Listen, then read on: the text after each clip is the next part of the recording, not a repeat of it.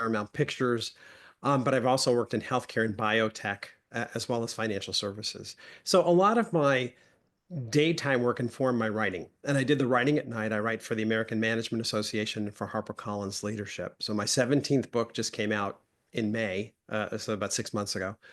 And Ken and I are really good friends. And, when Ken had his new book coming out, the Dummy series books from Wiley Publishing are like through the roof. They're so successful. And I finally met my first Dummies author. I was like, I'm making friends with this guy.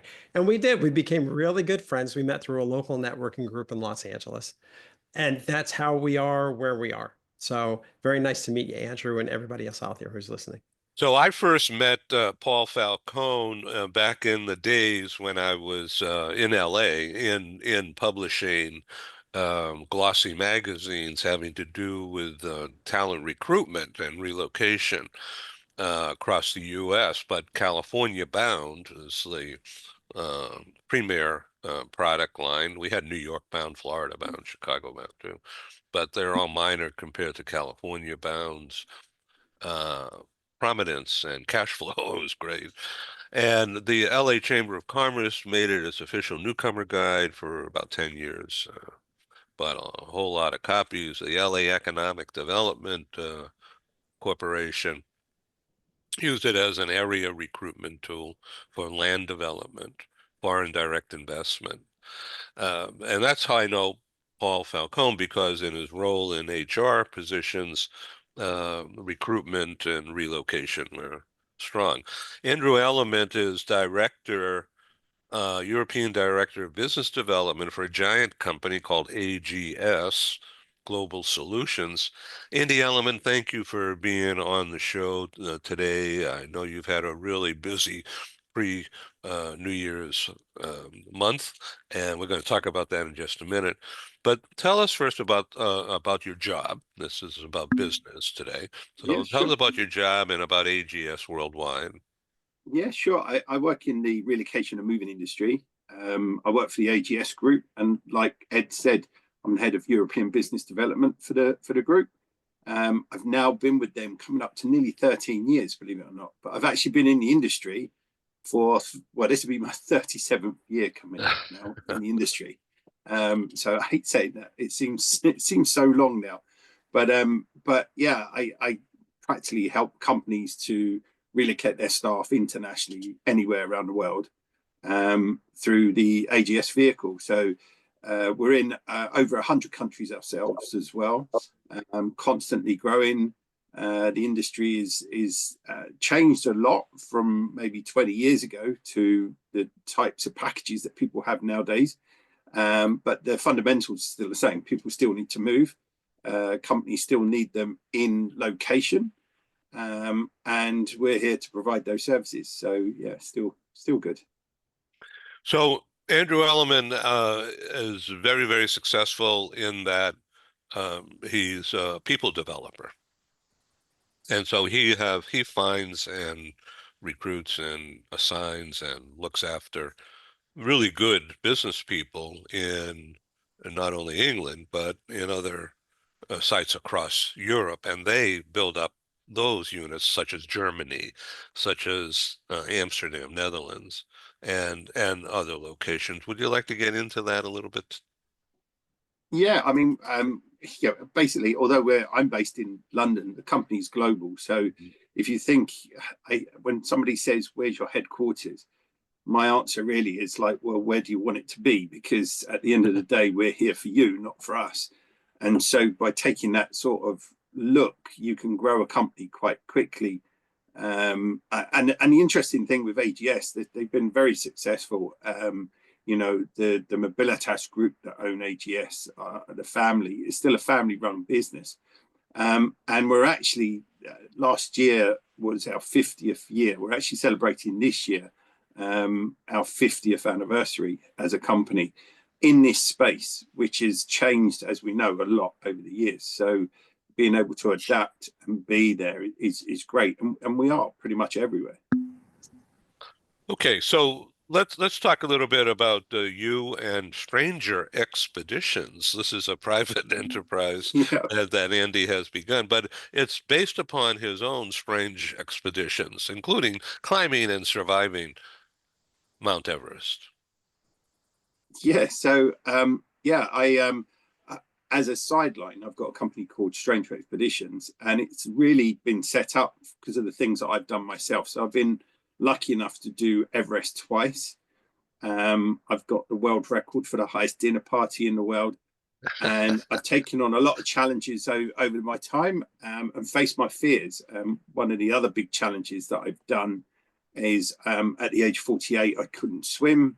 So I thought I'd learn to swim, give myself 2 years and swim the English Channel across to France, which I didn't make it all the way to France. I made it 11 miles out of the 21 miles, but I broke, for me, a record myself by proving that anything can be overcome if you put your mind to it. So on the back of that, I set up Stranger Expeditions, and it really is a platform for people to come to us and say, we want to do this. And then I go away, look at it, and then I work out how it can be done and the type of support they need and how will that support look, and look at all of the pros and cons of doing that.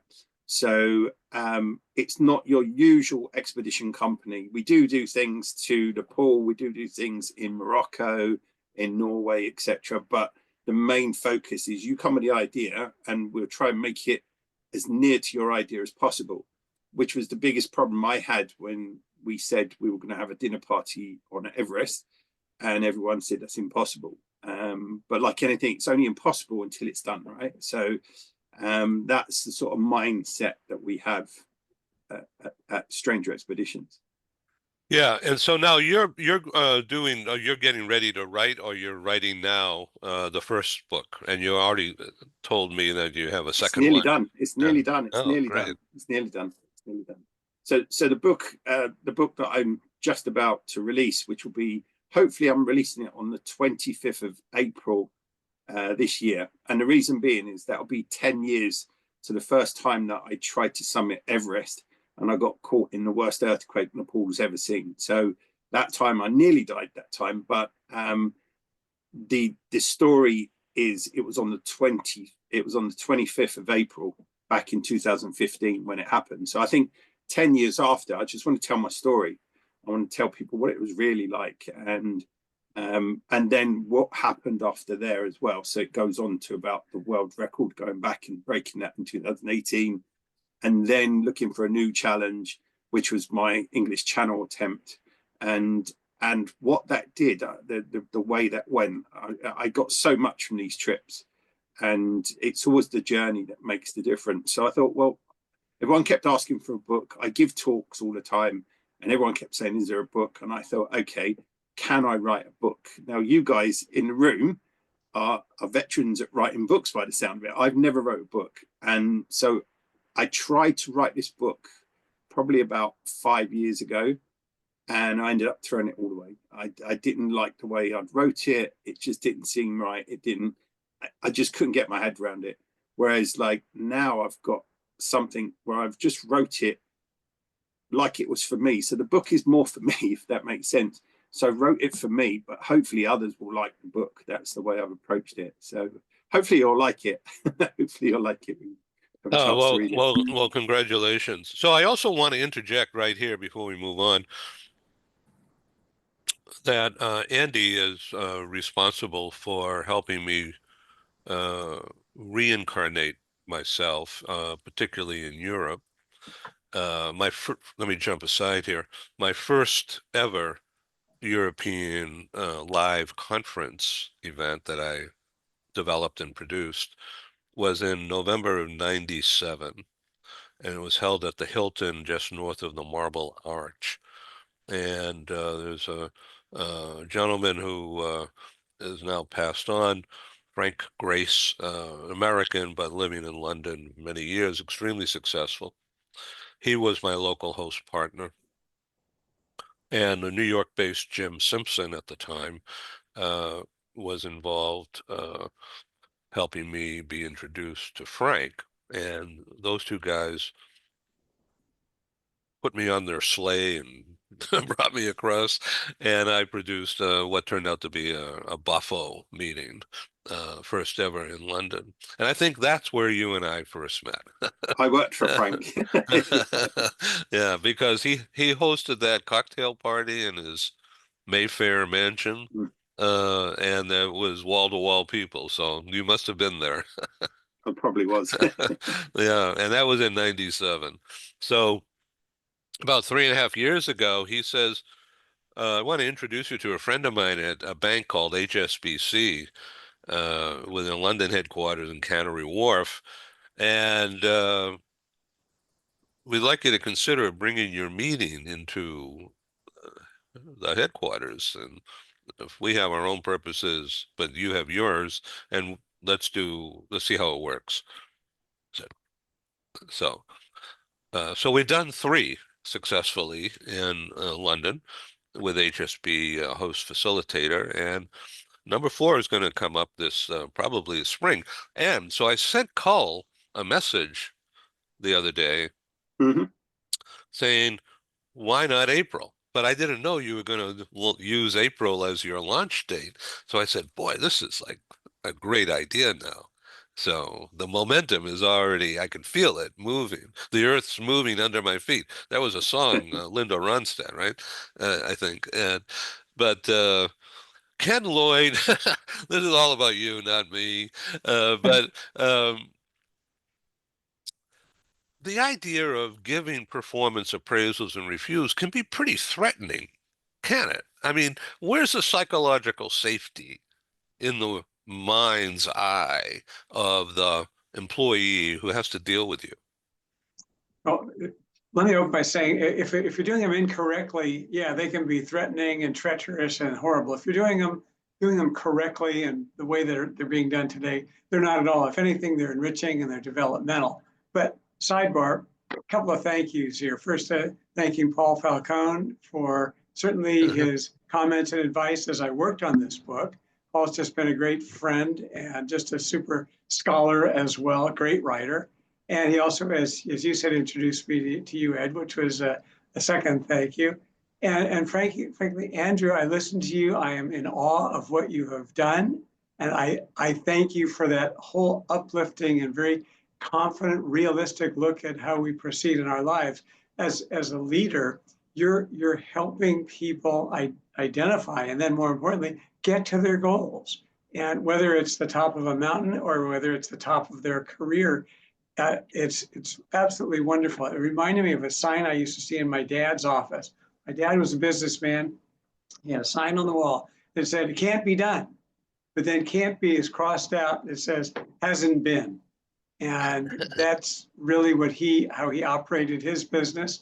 And I hear that in what you're doing, and it just resonates so well with me. And it ties right into developing people and helping them get to their goals, which is really part of the performance appraisal process as well. So thank you for that. Thank you. So a lot of thank yous to start off our discussion and the new year.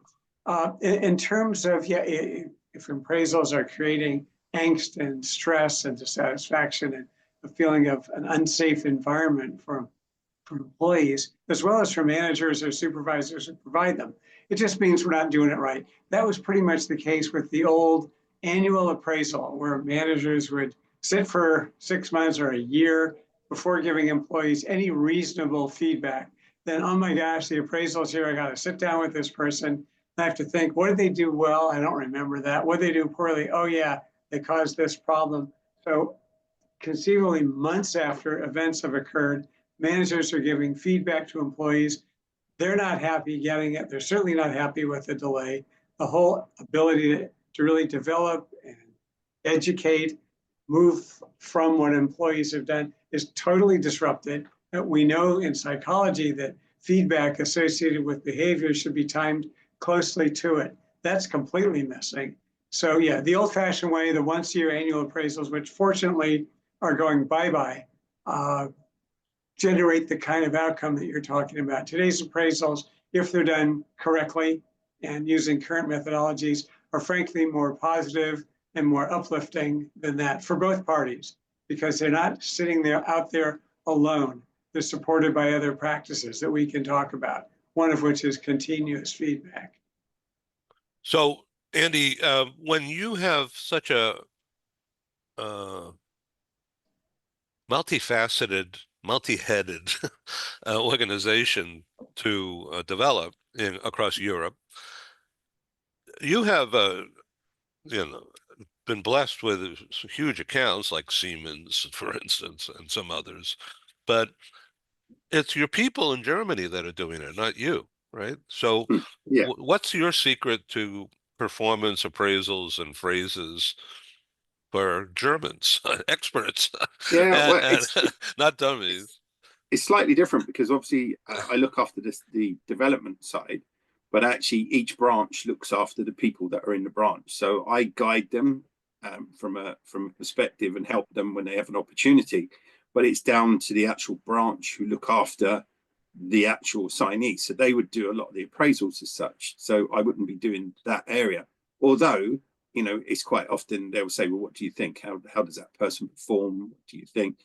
And I always believe, you know, if you want to get the best out of someone, let them go and do what they need to do. Like, you know, don't be telling them what they need to do. They already know what they're doing. If they're in that role, you know what you've got to do. You've got to find business. You've got to bring it in, win it, and then nurture it and keep it, which is probably harder. To nurture it and keep it is even harder to win it.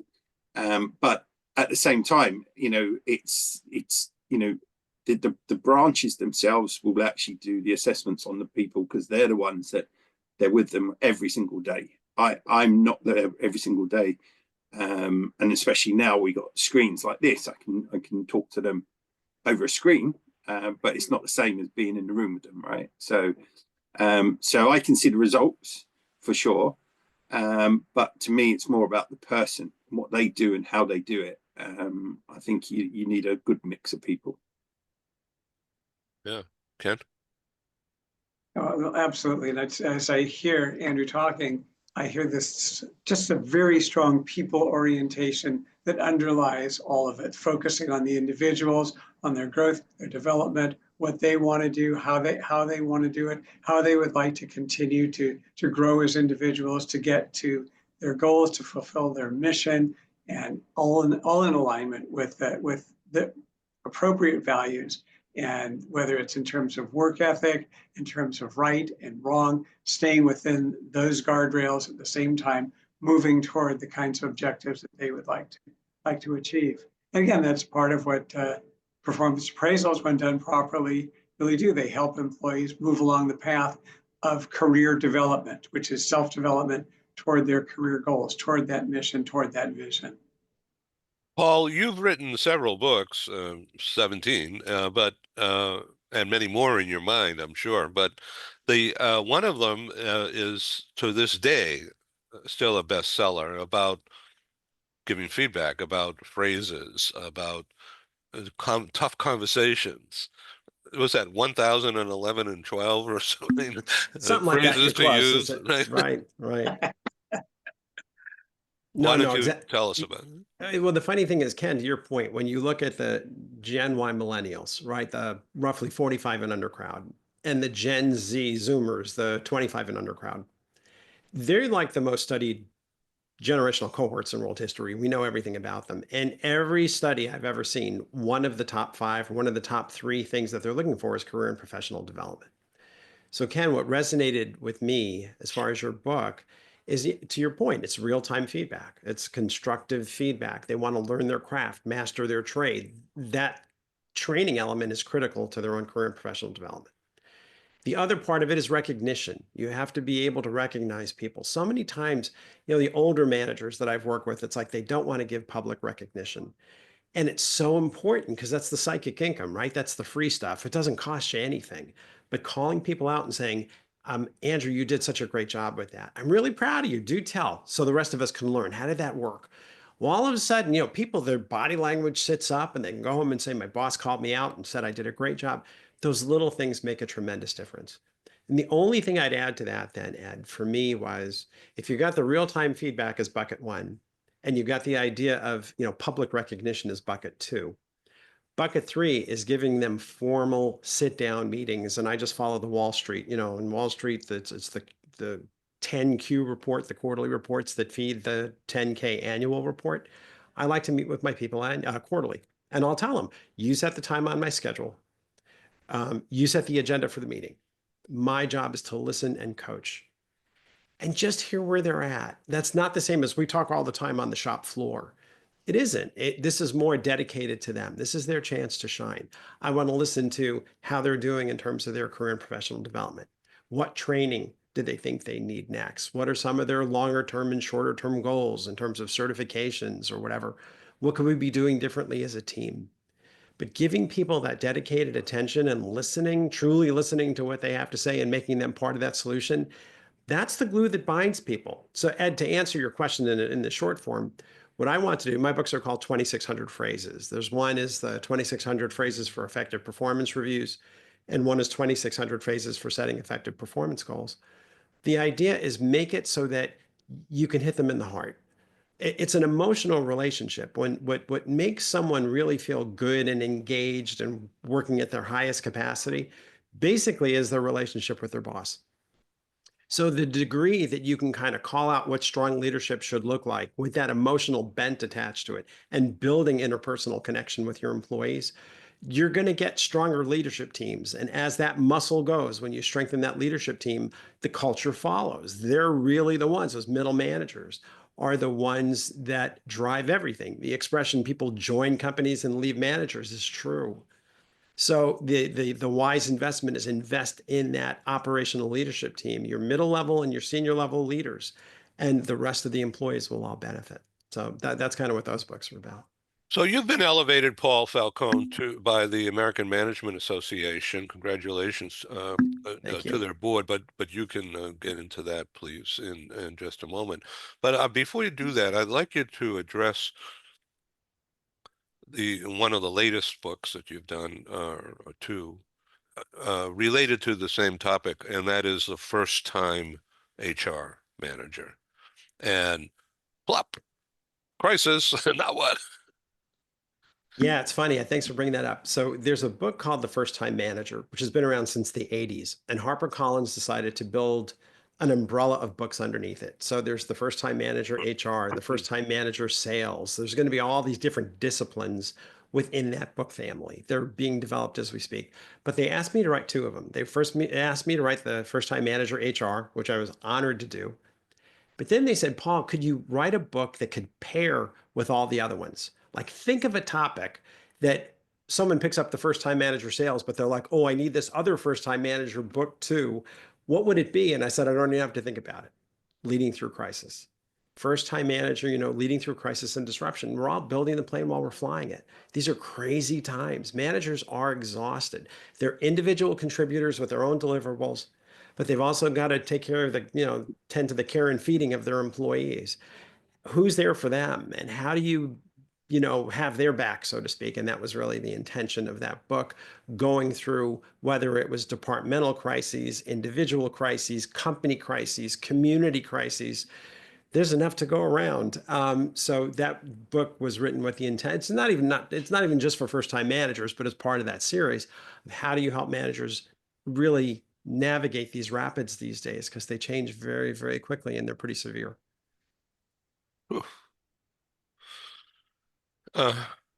Dr. Ken Lloyd, your book that I mentioned earlier, that chapter 10, I believe it was. This goes on and on and on. This is like the Bible, I think. Yeah, well, no, chapter 9 even precedes that. The best phrases for job knowledge and expertise.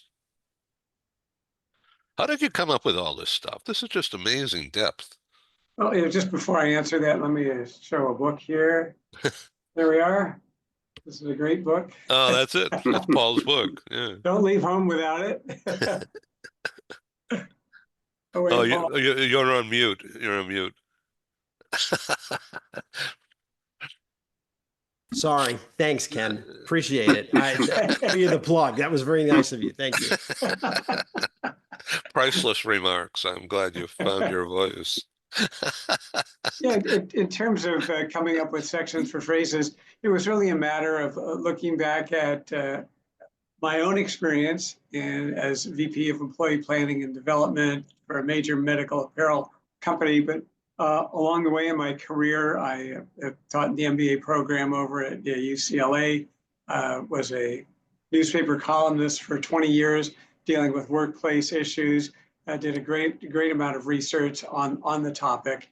And over these years have developed just a base of my own research materials, as well as doing regular formal research to find the key areas that really should be addressed by leaders when they're engaging in performance appraisal. So it wasn't just shooting from the hip, but really taking my consulting experience, teaching experience, and going back and looking at the kinds of projects I've engaged in to see what would really be key areas that would help managers with phrases. So yeah, the book has over 3,300 phrases to help with various aspects of providing feedback and feed forward, frankly, to employees.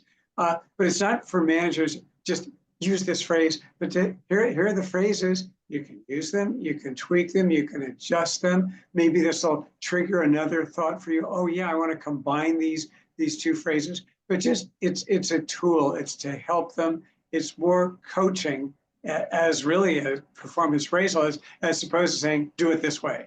That's really not what we're trying to do with all these phrases, but really as an additional tool to facilitate the process.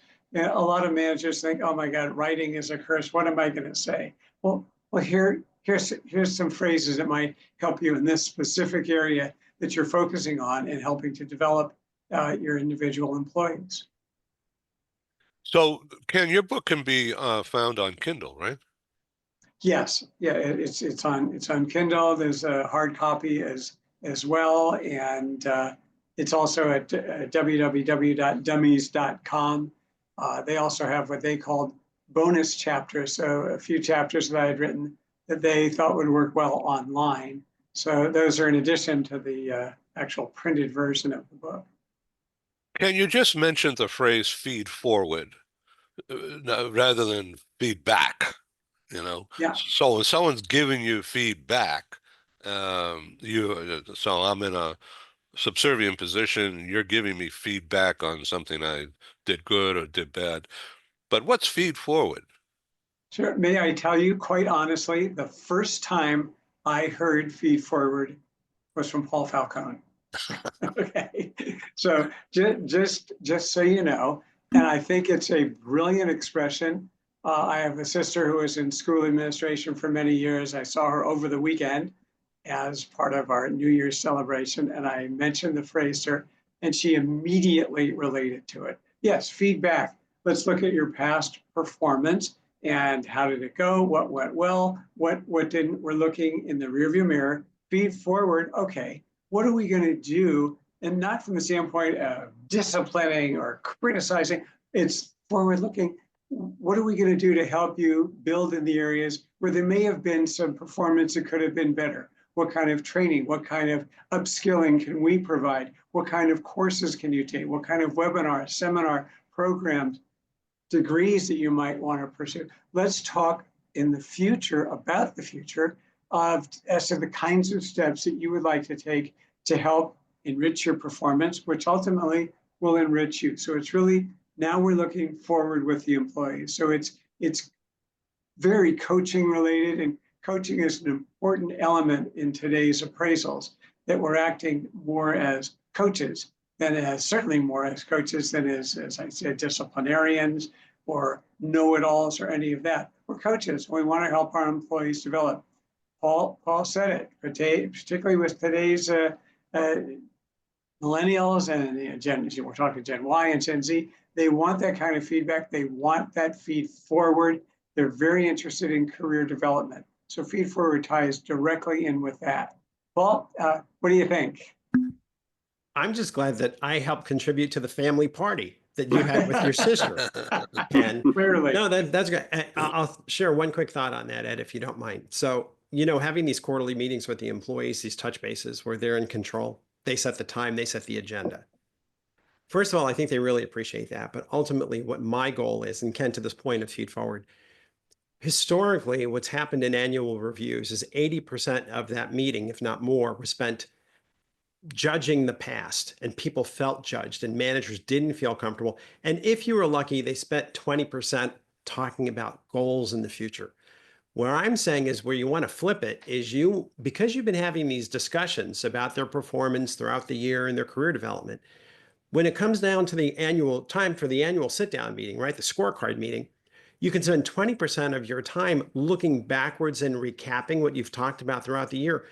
But 80% of that meeting can focus on the future, focus on their goals, focus on their development, focus on how can I help you do your best work every day with peace of mind? How can you make sure that I have your back? What could we be doing differently as a team to make sure that we all feel that sense of respect and trust for one another? And we're not in this alone. Your future is in your future. I hate to be too heavy here, but too many times employers have really sat down to do that review strictly as a look back. Many of them didn't even have goals. And so I think we've got it backwards that way. And I think, Ken, using the logic in your book, and I'll humbly say in some of my books too, and Andrew, the books that are going to follow from you, we can switch that paradigm, and we can get managers thinking about how do you grow and develop talent, as opposed to how do you judge people or make them feel less than. And that, Ed, speaks to what you said a little bit earlier about a lot of people dread this, both the managers giving it and the employees receiving it. If you do it differently, if you change just the sponsoring thought to what this whole process is all about, you'll have a very, very different experience. And Ken, your book captures it perfectly. It really does. Thank you. Andy, you're an expert.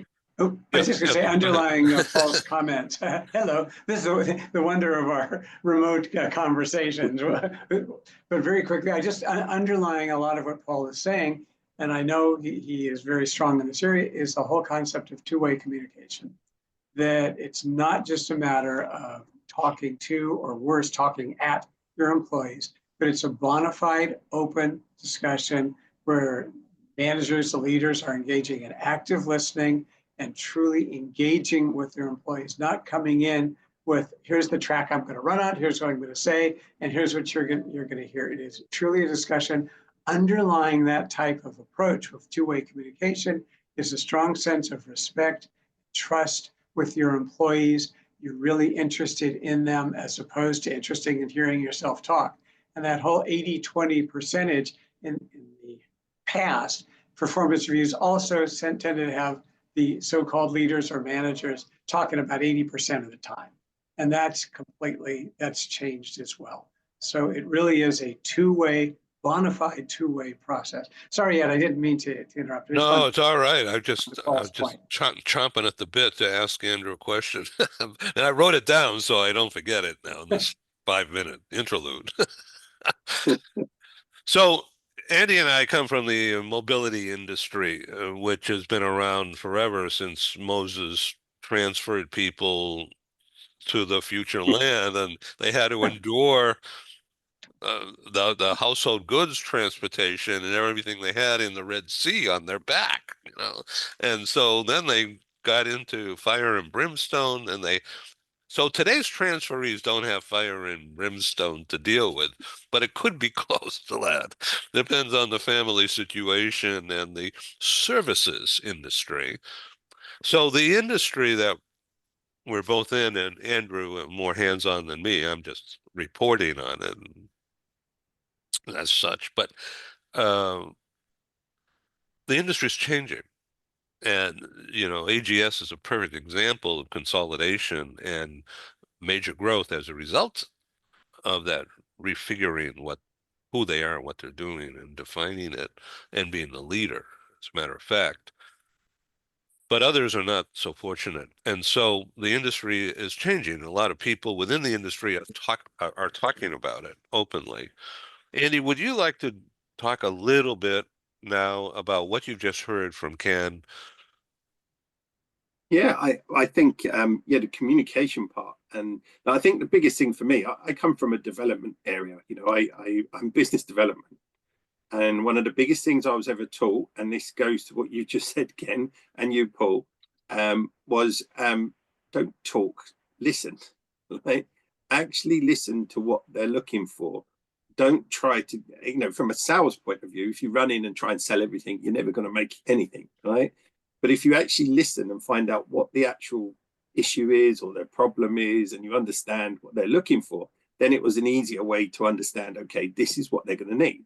But actually, by staying quiet and listening, it was the biggest thing I was ever taught, because like anything, you'd be very eager to run in and tell them, oh, this is what I can do. But that's no good if they don't need it. Right. And I think if you now look at that through what you're doing, talking to people within organizations and doing reviews on people, rather than tell them what they should do. And I really like the fact, feedback is, yeah, you need to hear feedback, but really you need to look forward, like you say, and understand what it is that will ignite that person to get the best out of them. Because sometimes if that person may be in the wrong role within your organization, and if you just do the feedback all the time, you're just going to be putting them down, to be truthful, if they're in the wrong role. But if you actually listen to them and understand them, and actually the key part here is let them progress into an area that they will be good. And I've seen this within the sales teams that we've had. We've had some really good people, but they're not salespeople, right? And you just know they've got something about them. But sometimes if you sit them in the background, the support they give you and the actual, what they bring to the table is far greater than sticking them in front of someone to try and sell that, And we all know sometimes, it's the best companies, the people that own the companies, like they love the company so much, but they don't know how to sell.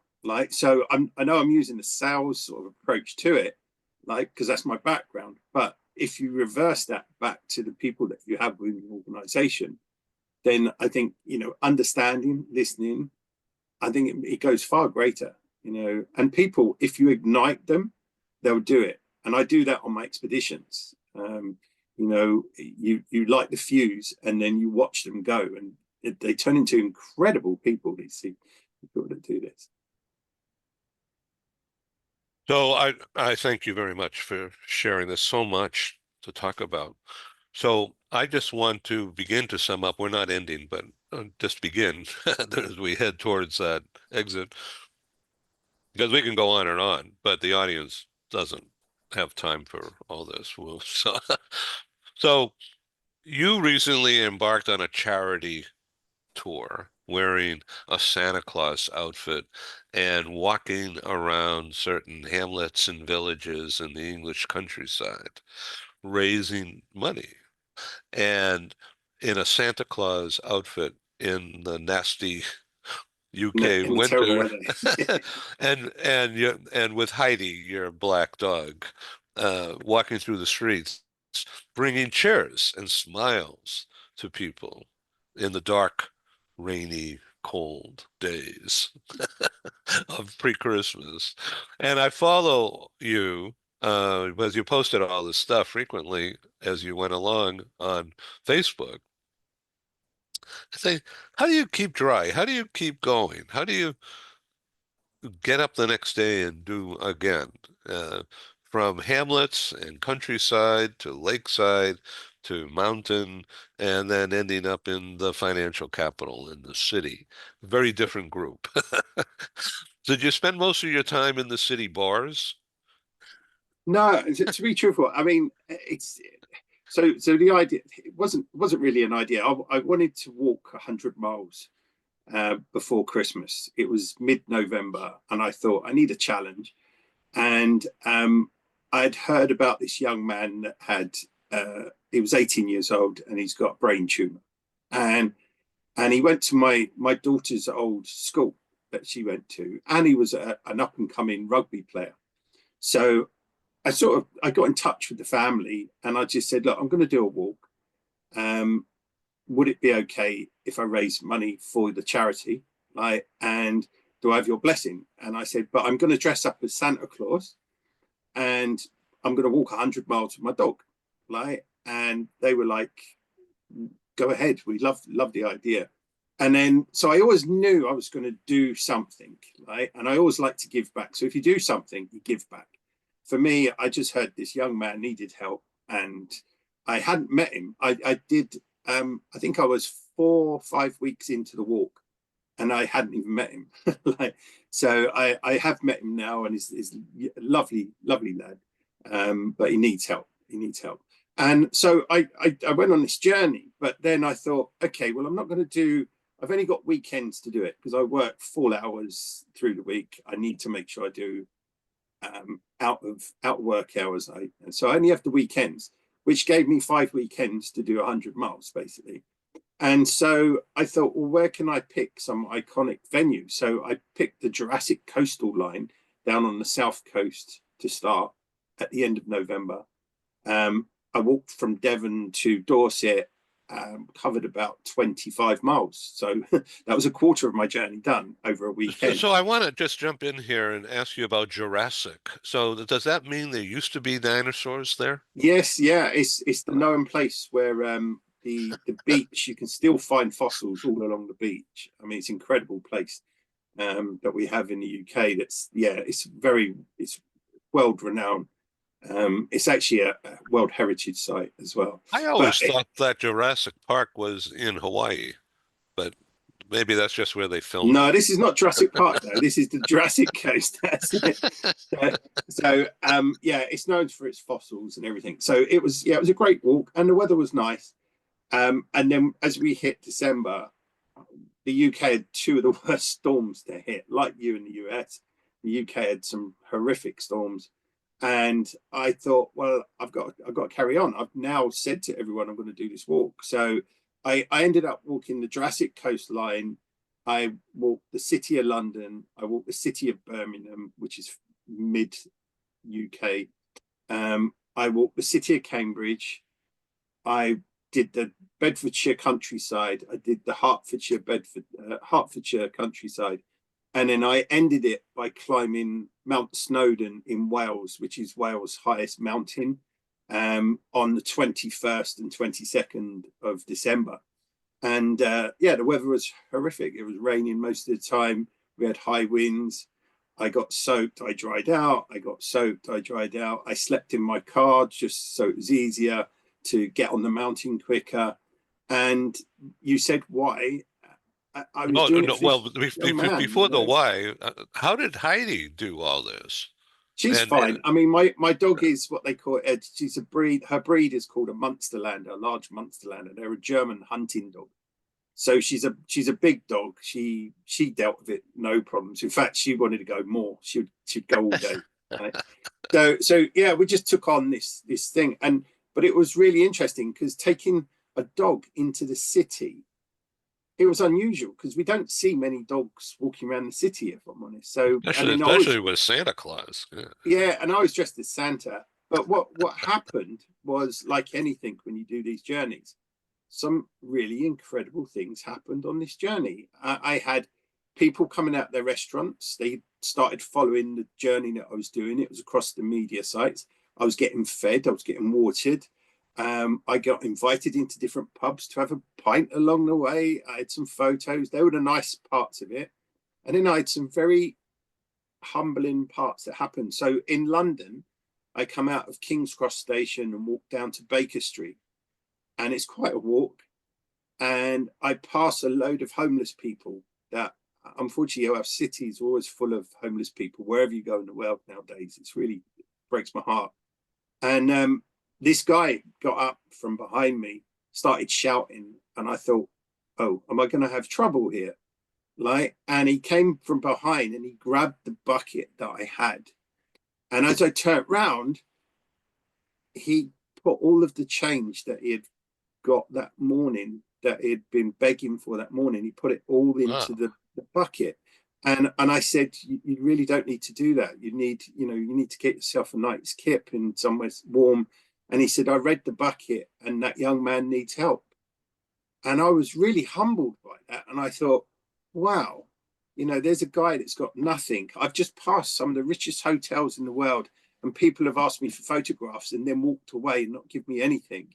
And yet a guy who's sleeping rough in the worst weather gives me his last change. So the very next day, I go off to Birmingham City. And the same thing happened in Birmingham. A guy came up and gave me his loose change. And I thought, wow, twice this has happened.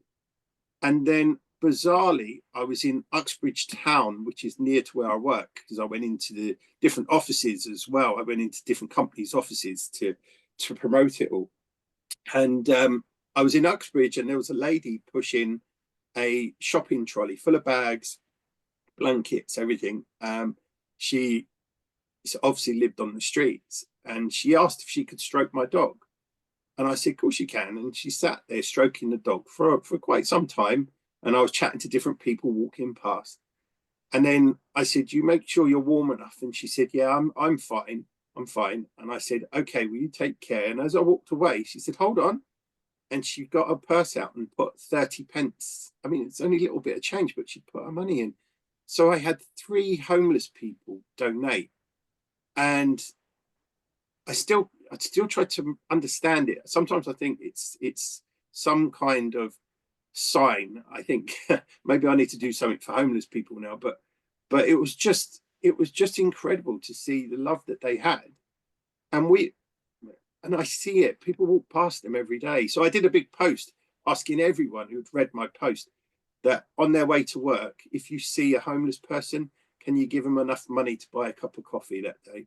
And yeah, it was an incredible journey, you know, and it was just one of those things. I set off, I wanted to do a walk, right? Okay, dressing up as Santa, I wish I hadn't done that because it was irritating around my face with a beard, but it raised awareness, and that was the big key part of it. And it was just what came from it. The generosity of people was incredible. Incredible. What a story. Whoa. Oh, I'm speechless. Ken, take over. That's the most moving story I have heard in such a long time. It goes right to your heart. And it's wonderful. I mean, like Ed, what can you say to see that with what these people are experiencing, for them to still reach into their heart to help? And unfortunately juxtaposed against people at these very luxurious hotels who walk by, smile, nod, and go on with their day. It's just so telling. It's beautiful. It was humbling. It was so humbling. It was so humbling. It is. It's absolutely humbling. I think it gives us hope. Sharing that. It gives us hope. Thank you for sharing that. It just it opens up a lot of interesting mental vistas to think about, and looking at what's going on out there in our world, let alone in these cities now. But it was a beautiful experience that you had. And I just hope, frankly, and not to bring religion in, but I just hope and pray that those who suffer so out on the streets, like those you described, are able to move on. Yeah. Get the help that they need. Here they are in the depths of their lives, willing to reach out and help others, and sacrificing what they have. It's like a renewal in one's faith in humanity to hear that. I'm just so disappointed in the folks that walked out of the hotels and looked down and walked, oh, isn't that lovely what you're doing, and goodbye. That's disheartening. While what you mentioned about what the homeless gave is just as heartening a story as I've ever heard, frankly. So thank you again for sharing. Thank you. Thank you guys for being in on Book Report. Come back. Andy, I look forward to late April when we can talk about your book. Thank you. And Andy, I don't mean to embarrass you at all, but excuse me. In 1999, I created, with the help of Philip Berry, who at the time was based in Paris with Colgate-Palmolive as global HR VP, and I produced a live conference in Paris, and Philip was a keynoter. We came up with an idea for not only fundraising, but to bring awareness to knowing how to communicate better. And he says, why don't you give an award and I'll help you manage it. So we came up with the Communicator of the Year award. That would, of course, promote our publications and our meetings and all that, as well as bring focus on the recipients of that award. Andrew Elliman has been an award winner because of his conquering fears, swimming, learning how to swim, and not just doing it. Oh, wait, and it was COVID, right? And COVID prevented you from training and That's right. pushed back a scheduled date. Can you imagine the mental anguish from all that? And then he set up, and this is in cold England in the winter, setting up a swimming pool in the backyard because the river was not appropriate anymore. um, so you were on some kind of a system where you could exercise, stroke and kick and feel as if you're making progress, right?